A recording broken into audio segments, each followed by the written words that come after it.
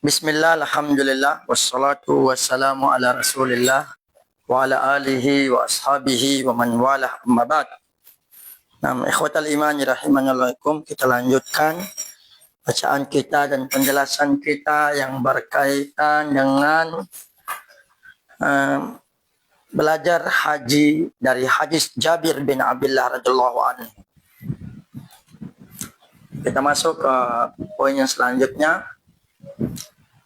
Setelah kita tawaf, ya, baru kita langsung ke makam Ibrahim. Makam Ibrahim adalah tempat yang mana batu di mana Nabi Ibrahim alaihissalam berdiri di atasnya ketika sedang membangun Ka'bah saat bangunnya ditinggikan. Selanjutnya, salat sunnah ba'da tawaf bisa dilakukan di belakang makam Ibrahim. Jika tidak bisa dilakukan, salat tersebut dilakukan di dalam Hijr Ismail. Jika tidak bisa dilakukan, salat tersebut dilakukan di bagian manapun dari Masjidil Haram. Jika tidak bisa dilakukan, salat tersebut dilakukan di Makkah atau di tanah haram lainnya. Jika ia mengerjakannya di negerinya atau tempat lain di muka bumi, maka boleh. Tapi keutamaannya jadi luput. Salat ini tidaklah luput selama masih hidup. Jika melakukan tawaf lebih dari sekali, maka disunahkan mengerjakan 2 rakaat setiap selesai tiap salat tawaf. Seandainya tawaf dilakukan beberapa kali tanpa ditutup salat, lalu setelah beberapa tawaf dipunya 2 rakaat, itu juga diperbolehkan. Hal ini tidak menyelisihi yang utama, khilaful aula. Tidak juga disebut makruh. Kemudian dalam 2 rakaat ba'da tawaf dianjurkan baca surat Al-Kafirun sama Al-Ikhlas. Kemudian ada riwayat dari Jabir radhiyallahu anhu, Nabi sallallahu alaihi wasallam membaca, "Wattakhidhu min maqami Ibrahim musalla." Dan jadikanlah sebagian makam Ibrahim itu tempat salat. Yang dalam riwayat An-Nasa'i disebutkan bahwa beliau mengeraskan suaranya dan memperdengarkan kepada orang-orang. Lalu beliau melaksanakan sholat 2 rakaat. Wattakhidhu min maqami Ibrahim musalla. Kemudian beliau sholat. Rakaat pertama Al-Kafirun, rakaat terakhir. Yang kedua Al-Ikhlas. Kemudian disunahkan bagi melakukan tawaf, yaitu tawaf qudum, jika selesai tawaf melakukan sholat 2 rakaat di belakang makam Ibrahim. Lalu ia kembali ke Hajar Aswad untuk menyentuhnya, istilam. Kemudian ia keluar menuju pintu Safa untuk melakukan sa'i. Istilam atau menyentuh Hajar Aswad ini dihukumi sunnah. Seandainya istilam ditinggalkan tidaklah terkena dam. Tapi kalau kita tidak mampu untuk melakukannya, cukup dengan isyarat Bismillah Allahu Akbar, isyarat dari jauh dengan tangan kita di pas sudut rukun Hajar Aswad. Catatan, sunnah istilam setelah sholat di belakang makam Ibrahim menunjukkan bahwa tidak disunahkan mencium Hajar Aswad kala ini dan tidak perlu dengan isyarat. Dengarin, sunnah istilam setelah sholat di belakang makam Ibrahim menunjukkan bahwa tidak disunahkan mencium Hajar Aswad kala ini dan tidak perlu dengan isyarat. Selanjutnya, syarat sa'i adalah dimulai dari Bukit Safa. Ketika mendekati Safa, hendak membaca Inna Safa wal Marwata min sya'airillah. Abda'u bima bada'allahu bih. Naik ke Bukit Safa dan Marwah itu disunnahkan. Jika meninggalkan untuk naik, sa'i tetap sah. Tapi luput dari keutamaan. Namun melintas antara Safa dan Marwah jangan sampai ditinggalkan. Naik ke Bukit Safa dan Marwah hendaklah sampai menghadap Ka'bah jika memungkinkan. Dan disunnahkan adalah berdiri pada Safa dengan menghadap kiblat. Di bukit tersebut dianjurkan untuk berzikir seperti yang disebutkan dalam hadis. La ilaha illallah wa la syarikalah, lahul mulku wa lahul hamdu wa huwa ala kulli syai'in qadir. La ilaha illallah wahdah anjaza wa'ada wa nasara abada wa hazamal ahzaba wahdah. Lalu berdoa kepada Allah Zikir tersebut dibaca 3 kali. Berdoa dengan 3 kali. Inilah pendapat yang masyhur. La ilaha illallah jalla syarika lahu mulku wa lahu ala kulli syai'in qadir. La ilaha illallah wahdah anjaza wa'dah wa nasra abada wa hajamal ahzab wahdah. Mendoa minta apapun. Kemudian setelah itu lagi baca la ilaha illallah sampai akhirnya, berdoa lagi 3 kali dan seterusnya. Catatan, Imam Ibnul Qayyim rahimahullah berkata dalam Zadul Ma'ad, haji yang dilakukan oleh Nabi SAW menjelaskan ada 6 tempat untuk berdoa. Yang pertama, saat di Bukit Safa. Yang kedua, saat di Bukit Marwah, Al-Marwata. Inna Safa wal Marwata. Bukit Safa wal Marwah. Saat di Arafah, di wukuf, di Padang Arafah. Saat di Muzdalifah. Saat melempar jumrah ula. Saat melempar jumrah wusta. Nah, ini 6 tempat untuk berdoa di saat yang dilakukan haji yang dilakukan oleh Rasulullah sallallahu alaihi wasallam. Hendaklah di Bukit Safa dan Marwah yang berhaji atau berumrah semangat dalam menjaga sunnah ini. Tidak perlu tergesa-gesa yang menjaga doa dan zikir. Hendaklah setelah tawaf langsung beralih melakukan sa'i. Seandainya sa'i enggak ditunda, tidaklah masalah. Karena muwalah tidak ada jeda antara tawaf dan sa'i, tidaklah wajib. Selanjutnya, saat melewati tengah lembah yang melakukan sa'i disunnahkan untuk berlari kencang pas sa'i itu. Ada biasanya lampu hijau. Lari kencang, sa'yan syadida. Dan sa'i itu artinya lari, agak lari sampai menaiki lembah tersebut. Kemudian sisanya menaiki lembah tersebut. Kemudian sisa berjalan biasa ke Marwah. Adapun saat ini jalan lembah tersebut rata. Lembah tersebut ditandai dengan lampu hijau pertama dan kedua. Kalau yang dulu kan naik bukit ya, kalau sekarang sudah rata lah. Biasa ada lampu hijau tanda 1 dan 2. Di sanalah kita mulai sa'yan syadidah, lari. Yang zaman dulu ya bukit, terus pas di lembah itu dia lari. Itulah Masya Allah menjadi pahala jariyah untuk Hajar alaihissalam saat beliau alaihissalam mencari air sebelum percikan Zam-Zam tersebut. Yang bersa'i berjalan biasa menuju Marwah. Para wanita yang memiliki uzur tidak dianjurkan dari kencang seperti itu. Hikmah sa'yan syadidah lari kencang ini adalah karena dahulunya tersebut adalah lembah. Lembah itu biasanya nurun kan. Hajar yakni ibunya Ismail alaihi wassalam awalnya berjalan biasa antara Safa dan Marwah.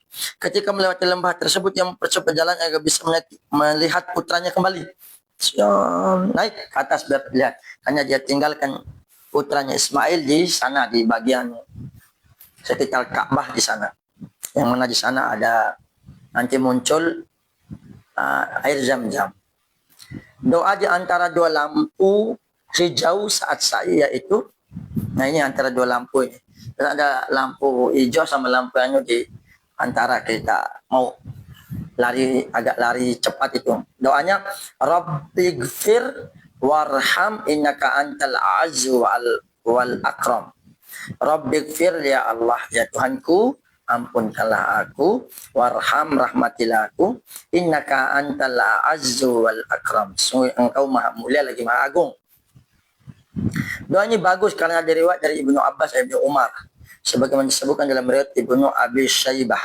Kedua sanadnya sahih sebagaimana kata Syekh Al-Albani dalam kitab manasiknya. Naam. Rabbighfir warham innaka antal azzu wal akram. Itu kita baca di antara 2 lampu tersebut, di lembah tersebut. Yang dilakukan di Bukit Marwah sama dengan dilakukan di Bukit Safa, yaitu ada anjuran zikir, doa dan naik Safa Marwah. Lanjut ke Safa lagi, terus Safa Marwah, Safa Marwah. Melintasi Safa ke Marwah disebut melewati satu lintasan. Kembali ke Safa itu lintasan kedua, kembali ke Marwah lintasan ketiganya, seterusnya. Jadi Safa Marwah 1, Marwah Safa 2, 3, 4, 5, 6, 7. Berarti yang afdal bagi yang berada di Makkah dan berkeinginan untuk mengambil ihram untuk berhaji, ia berihram pada hari tarwiyah 8 Dzulhijjah karena mengamalkan hadis ini. Yang sesuai sunnah hendaklah tidak lebih dahulu ke Mina sebelum itu. Hal itu menyelisih sunnah. Naik kendaraan di Mina dan tempat lainnya lebih utama daripada berjalan. Di beberapa jalan rangkaian haji, menaiki kendaraan lebih utama daripada berjalan. Inilah pendapat as-sahih, la sah, pendapat terkuat dan ikhtilafnya lemah. Beliau melakukan 5 salat di Mina hingga hari tarwiyah, zuhur, asar, maghrib, isya dan subuh. Dilakukan qasar tanpa jamak. Yang disunnahkan adalah beliau mabit di Mina pada malamnya, yaitu malam ke-9 Dzulhijjah. Mabit dihukumi sunnah, bukan termasuk dalam rukun, bukan termasuk dalam wajib haji. Siapa yang meninggalkan mabit ini, ia tidak dikenakan dam. Hal ini disepakati oleh para ulama, ada ijma'. Yang disunahkan adalah keluar dari Mina setelah matahari terbit pada 9 Dzulhijjah, masuk menuju wukuf Arafah untuk besoknya. Disebutkan hari tarwiyah untuk 8 Dzulhijjah karena tarwiyah itu artinya mengumpulkan air, yaitu saat itu memberi minum dan meminta minum. Tarwiyah itu artinya tarwiyah itulah hari mengumpulkan air.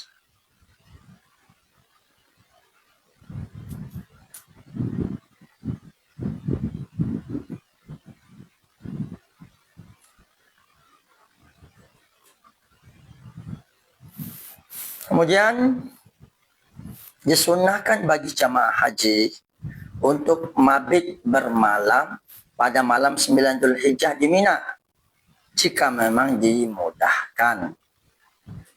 Adapun bermalam langsung di Arafah pada malam 9 Dzulhijjah itu menyelisih sunnah. Allah Ta'ala a'la wa'lam.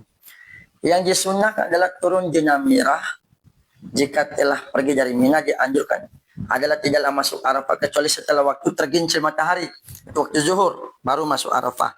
Dan setelah selesai sholat zuhur dan asar yang dilakukan secara jamak dan qasar. Arafah itu apa?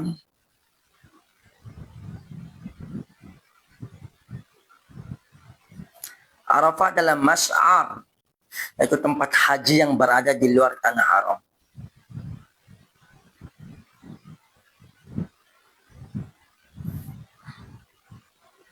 Jadi banyak keutamaan-keutamaan di mana hari Arafah. Bahkan salah satu doanya itu la ilaha illallah wahdahu la syarikalah lahul mulku wa lahul hamdu wa ala kulli syai'in qadir. Banyak doa itu. Bahkan dalam sebuah riwayat khairud du'ai du'a'u yaumi Arafah. Sebaik-baik doa doa hari Arafah. Bertakbir sejak subuh hari Arafah hingga hari tasyrik terakhir di setiap baca salat. Allahu Akbar, Allahu Akbar, Allahu Akbar. La ilaha illallah, wallahu Akbar, Allahu Akbar, walillahil hamd. Dan seterusnya. Jadi Arafah ini adalah masy'ar, tempat menyiarkan, itu tempat haji yang berada di luar tanah haram, berada di tanah halal. Arafah digunakan untuk wukuf bagi para jamaah haji. Arafah secara bahasa artinya tinggi, karena tempat Arafah itu lebih tinggi dari tempat-tempat lain di sekitarnya. Yang memiliki kemah hendaklah mendirikannya. Ada anjuran mandi untuk wukuf sebelum masuk zuhur. Jika sudah masuk zuhur, imam di masjid Ibrahim alaihissalam, Masjid Namirah yang baru, di situ imam berkhutbah. Jangan 2 kali khutbah yang ringan. Khutbah kedua begitu singkat. Selesai khutbah dilakukan salat zuhur dan asar dengan jamak. Selesai menjamak salat, beralih menuju tempat wukuf. Masjid Namirah itu sebagiannya masuk Arafah, sebagian di luar Arafah. Lembah Uranah yang berada di bagian masjid depan masjid adalah tempat yang luas. Maka Nabi Shallallahu Alaihi Wasallam berkhutbah di situ Orang berihram boleh berwukuf di tenda dan tempat bernaung lainnya. Khutbah bagi imam untuk jamaah haji pada hari Arafah disunahkan. Dalam madhab Syafi'i ada 4 khutbah yang disunahkan ketika haji. Khutbah pada hari ke-7 Dzulhijjah di sisi Ka'bah setelah solat zuhur. Khutbah di lembah Urana pada hari Arafah. Khutbah pada hari Nahar Idul Adha. Khutbah pada Nafar awal, iaitu hari kedua dari Tasyrik 12 Dzulhijjah. Semua khutbah ini dilakukan setelah solat zuhur, kecuali khutbah Arafah dilakukan sebelum solat zuhur dengan 2 kali khutbah. Isi khutbah berisi hal-hal yang dibutuhkan. Lanjut ke khutbah berikutnya. Khutbah Arafah berisi penjelasan tentang hak-hak manusia. Urutannya adalah khutbah Arafah, lalu azan, kemudian jamaah asar, solat zuhur dan asar, di mana azan cukup sekali, iqamah 2 kali. Di Arafah, solat zuhur dan asar itu dijamak. Para ulama sepakat akan hal itu. Namun para ulama menjelaskan apa sebab kedua solat tersebut dijamak. Ada beberapa pendapat dalam hal ini, karena nusuk rangkaian ibadah haji, karena safar, karena sebab safar itu ada rukhsah. Sebab jamak di sini adalah mengajarkan solat zuhur dahulu, kemudian solat asar. Azan di solat pertama, lalu iqamah di 2 kali untuk setiap solat. Antara solat zuhur dan solat asar tidak ada jeda. Setelah selesai solat zuhur dan asar, segera menuju tempat wukuf. Seluruh wilayah Arafah boleh jadikan tempat wukuf. Wukuf sambil naik kendaraan lebih afdal menurut pendapat al-asah terkuat. Istilahnya kuat. Yang disunahkan sebagai tempat wukuf adalah di bawah Jabal Rahmah. Tidak perlu naik ke bukitnya. Sebagian diyakin oleh sebagian orang, wukuf dilakukan dengan menghadap yang harus di Jabal Rahmah gitu. Tapi di bawah Jabal Rahmah kita tempat wukuf. Wukuf itu dilakukan dengan menghadap kiblat. Wukuf dilakukan terus hingga matahari benar-benar tenggelam. Syekh Abdul Al-Fauzan dalam Mihna al-A'lamnya mengatakan, keadaan yang afdal ketika wukuf adalah tergantung keadaan setiap orang. Jika memang nyaman agar terlihat orang dengan naik kendaraan, atau ia tidak bisa mengendarai kendaraan, maka wukuf lebih baik dalam keadaan naik kendaraan. Jika duduk di lantai lebih mendatangkan kehusuan dan menghadirkan hati, maka duduk lebih baik. Karena memperhatikan kesempurnaan dalam zat ibadah itu lebih utama daripada memperhatikan tempat. Kemudian setelah tenggelam matahari, jamaah haji bertolak menuju Muzdalifah. Jika jamaah haji bertolak sebelum matahari tenggelam, wukuf dan hajinya sah, tapi kena dam. Menurut pendapat al-asah, hukum keluar dari ketika matahari tenggelam itu sunnah. Hendaklah menggabungkan antara malam dan siang. Sebagian mengatakan itu wajib, namun pendapat al-asah mengatakan itu sunnah. Waktu wukuf sendiri adalah dari tergelincirnya matahari itu waktu zuhur pada hari Arafah hingga terbit fajar kedua, fajar Shadiq, itu hari An-Nahar 10 Dzulhijjah. Siapa melakukan wukuf antara dua waktu tersebut, wukufnya sah. Siapa tidak melakukan wukuf antara waktunya tersebut, hajinya tidak dianggap menurut ulama. Para ulama sepakat bahwa wukuf Arafah itu bagian dari rukun haji. Yang tidak berwukuf, hajinya tidak sah. Al-Hajju Arafah, kama qala Nabi sallallahu alaihi wasallam. Hendaknya keluar dari Arafah dalam keadaan tenang. Ketika keluar dari Arafah menuju Muzdalifah, hendaklah sholat maghrib diakhirkan hingga waktu isya. Lakukan jamak takhir. Sebagai ulama mengatakan bahwa jamak ini karena sebab nusuk. Ada mengatakan juga sebab safar. Yang melakukan jamak berarti hanyalah musafir yang menempuh jarak qasar. Itu 2 marhalah sekitar 50 atau 80 km. Jika sholat jamak dilakukan di waktu maghrib di Arafah, atau di jalan, atau di tempat lainnya, atau mengerjakan sholat pada waktunya masing-masing, semua itu sah. Tapi khilaful aula, menyelisih yang utama. Sholat maghrib dan isya hendaklah dilakukan di waktu isya dengan sekali adzan atau 2 kali iqamah untuk masing-masing sholat. Di antara sholat di jamak tidak ada sholat sunnah. Selanjutnya, sholat sunnah disebut dengan subhan karena di dalamnya ada tasbih. Mabit di Muzdalifah. Setelah keluar dari Arafah dihukumi wajib tersebut. termasuk wajib haji pada malam nahar, malam Idul Adha, 10 malam 10 Dzulhijjah. Jika mabit ini ditinggalkan, terkena dosa dan hajinya sah. Tetapi terkena dam, yang disunahkan adalah tetap di Muzdalifah hingga sholat subuh di situ. Sedangkan kaum yang lemah, maka boleh keluar setelah pertengahan malam sebelum subuh. Hendaklah sholat subuh dikenal lebih awal saat di Muzdalifah.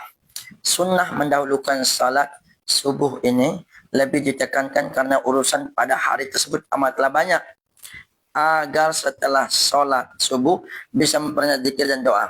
Azan dan iqamat tetap disunnahkan untuk sholat subuh ini. Sama halnya untuk sholat musafir tetap ada pensyariatan azan dan iqamat. Sampai di Mas'aril Haram, sekarang sudah berwujud masjid, diperintahkan untuk berhenti hingga waktu banyu isfar, langit menguning dari subuh dan sebelum matahari terbit. Jadi waktu-waktu masyuruk gitulah. Muzdalifah adalah salah satu tempat masyair yang disucikan, terletak di antara Arafah dan Mina, Mas'aril Haram ya. Muzdalifah secara bahasa berartinya dekat. Karena dekatnya Muzdalifah dengan Mina setelah lepas dari Arafah dan berkumpul Muzdalifah. Izdilaf berarti ijtima' iqtirab, itu berkumpul dan dekat. Yang disunahkan bagi jemaah haji setelah sholat subuh di Muzdalifah adalah menghadap kiblat, lalu berzikir kepada Allah dengan bertakbir, bertahlil, juga berdoa sebagaimana Allah firman, "Fa'idha afattum min arafatin fadhkurullaha indal mas'aril haram wadhkuruhu kama hadakum wa in kuntum min qablihi laminad dhalin." Apabila kamu bertolak dari Arafah, berzikirlah kepada Allah di Mas'aril Haram. Yang mana Mas'aril Haram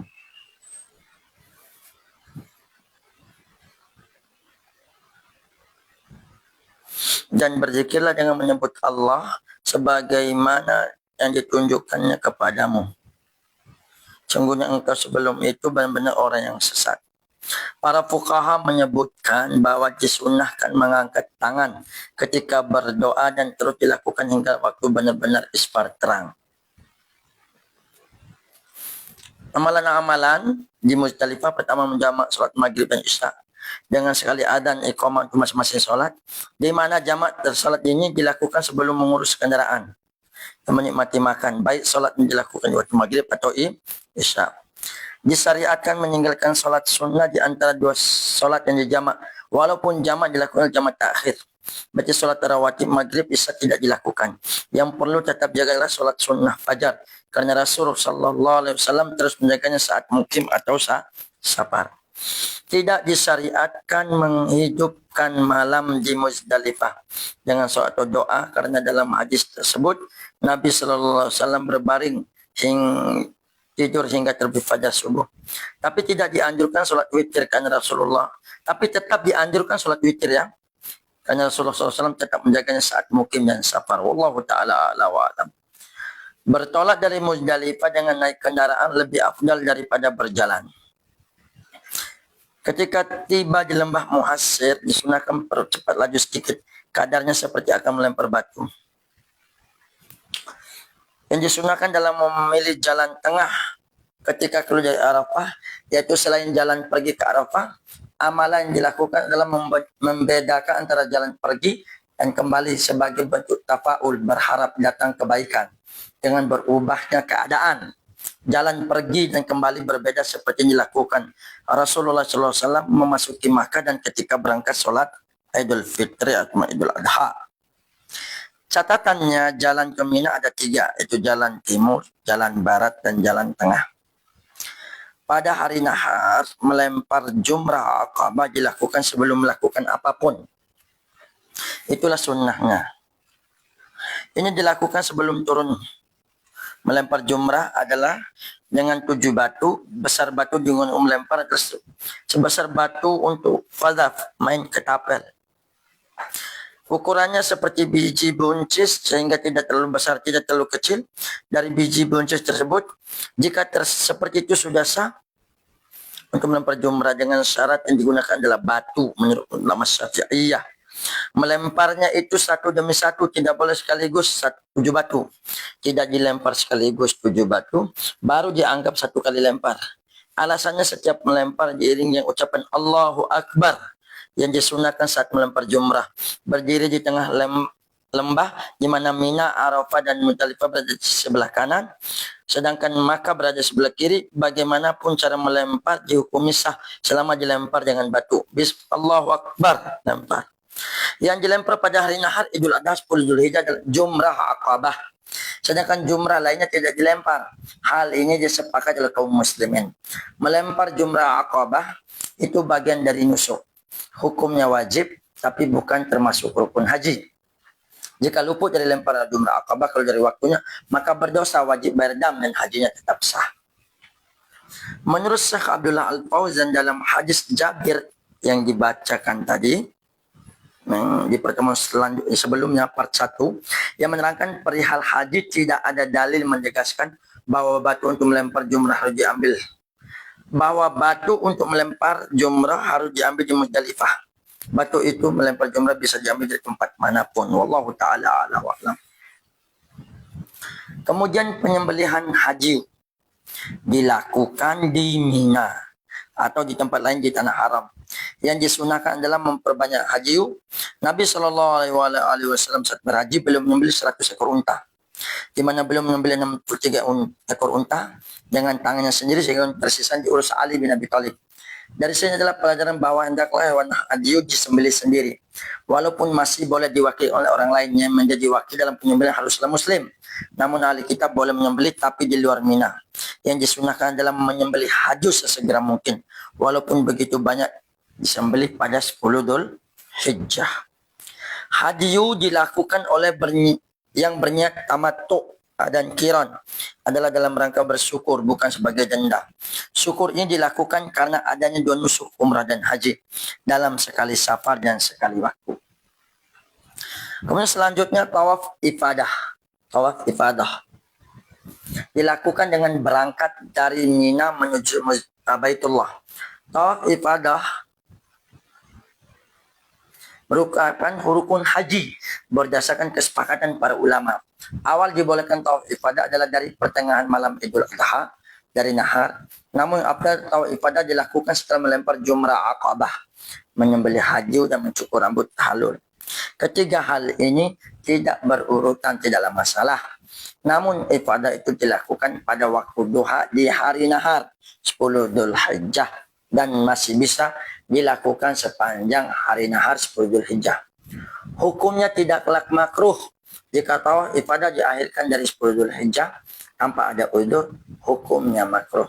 Penundaan tawaf ifadah dari hari tasyrik lebih dimakruhkan lagi.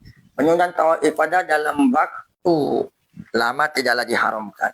Bahkan batas pada hari akhir tawaf ifadah tidak ada. Selama masih hidup, tawaf ifadah masih tetap boleh dilakukan. Syarat tawaf ifadah adalah penting, yang penting telah wukuf di Arafah. Dalam tawaf ifadah ramal tidak ada dan ittiba juga tidak ada. Kalau tawaf qudum, tawaf umrah dan lain tadi ramal ya. Lari-lari di putaran yang ketiga. Lari-lari di tiga putaran yang ketiga di umrah itu namanya ramal. Kalau ittiba itu menurunkan kain yang sehingga pundak kanan kita nampak. Kalau di ibadah tidak ada. Kalau tawaf umrah, tawaf qudum yang lainnya itu dilakukan seperti itu. Sebagaimana yang dibahas di pertemuan yang pertama kemarin. Nama lain tawaf ifadah adalah tawaf ziarah, tawaf al-fard, tawaf rukun. Yang disunahkan menurut pendapat al-sahih adalah menaiki kendaraan ketika berangkat dari Mina ke Makkah, dari Makkah balik ke Mina. Ini semua termasuk manasik haji. Rasulullah SAW melakukan tawaf ifadah pada 10 Dhul Hijjah. Beliau melakukan sholat zuhur di Makkah, di mana sholat zuhur dilakukan pada awal waktu. Beliau mau kembali ke Mina. Kemudian ketika para sahabat meminta beliau sholat zuhur, beliau mengimami mereka. Sholat zuhur yang dilakukan di Mina untuk kedua kalinya dihukumi sunnah. Rasulullah SAW selama 9 tahun di Madinah tidaklah berhaji. Adapun ketika di Makkah beliau pernah berhaji sekali Ada kata sepakat para ulama dalam hal ini. Ibnu Hajar rahimahullah mengatakan bahwa Nabi SAW tidaklah pernah meninggalkan haji sama sekali ketika berada di Makkah. Nabi SAW pernah berdoa untuk kabilah-kabilah Arab untuk masuk Islam. Ketika di Mina selama 3 tahun berturut-turut, adapun umrah dilakukan oleh Nabi SAW sebanyak 4 kali setelah hijrah. Semua umrah tersebut dilakukan di bulan Dzulqa'dah. Nabi Sallallahu Alaihi Wasallam melakukan haji wada pada tahun ke-10 Hijriahnya. Beliau keluar dari Madinah pada hari Sabtu. Pada saat Dzulqa'dah tersisa 5 hari. Nabi Sallallahu Alaihi Wasallam tiba di Makkah pada hari Ahad di tanggal 4 Dzulhijjah. Hal ini menunjukkan bahwa perjalanan beliau untuk haji adalah selama 8 malam. Madinah ke Makkah. 8 malam, 1 pekan lebih sehari. Ya 1 pekan lah, 7 hari, 8 malam ya. Hadis ini menunjukkan bahwa Jabir bin Abdullah radhiyallahu anhu keluar haji bersama Rasulullah SAW. Ini menjadi dalil bahwa sahabat begitu semangat belajar dari perbuatan Nabi Sallallahu Alaihi Wasallam.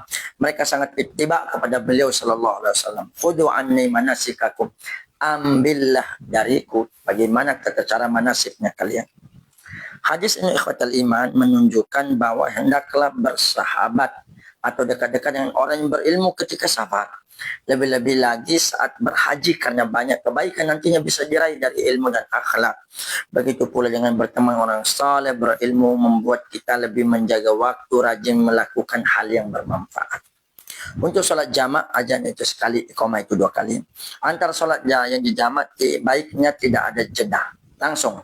Sholat yang dijamak dikerjakan seurutan waktu sholat. Zuhur dulu baru asar, maghrib dulu baru isya. Dimanapun, mau ditakdim, mau ditakhir. Wallahu ta'ala ala wa alam. Sebab jamak sholat diantaranya karena safar. Ya, karena safar.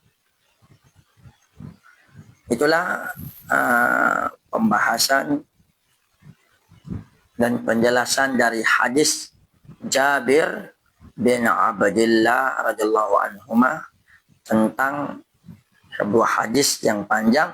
Wan Jabir bin Abdullah radhiyallahu anhu anna Rasulullah sallallahu alaihi wasallam hajja fa kharajna ma'ahu hatta ataina dal Khulaifah fa walad Asma'u bintu Umays fa qala iktasili wastasfiri bi thawbin wa ahrimi wa sallallahu Rasulullah sallallahu alaihi wasallam fil masjid thumma raqibal qaswa hatta idha stawat bihi 'ala al bayda hal ahalla bit tauhid labbaik Allahumma labbaik labbaik la syarika lak labbaik innal hamda wan ni'mata lak wal mulka la syarika lak hatta idza ataina al baita istalama rukna faramala thalathan wa masyarban thumma ata maqam Ibrahim fa sallatu raja ila rukni fastalama. Di lewat yang lain Nabi alaihi wasallam membaca ayat واتخذوا من مقام إبراهيم مصلى ثم خرج من الباب إلى الصفا فلما دنا من الصفا قرأ إن الصفا والمروة من شعائر الله أبدأ بما بدأ الله به فرقي الصفا حتى رأى البيت استقبل القبلة فوحد الله وكبره وقال لا إله إلا الله وحده لا شريك له له الملك وله الحمد وعلى كل شيء قدير لا إله إلا الله وحده أنجز وعده ونصر عبده وهزم الأحزاب وحده ثم دعا بين ذلك 3 مرات ثم نزل إلى المروة حتى انصبت قدماها في بطن الوادي ساعة حتى إذا صعدتا مشى إلى المروة ففعل على المروة كما فعل على الصفا فذكر الحديث فيه.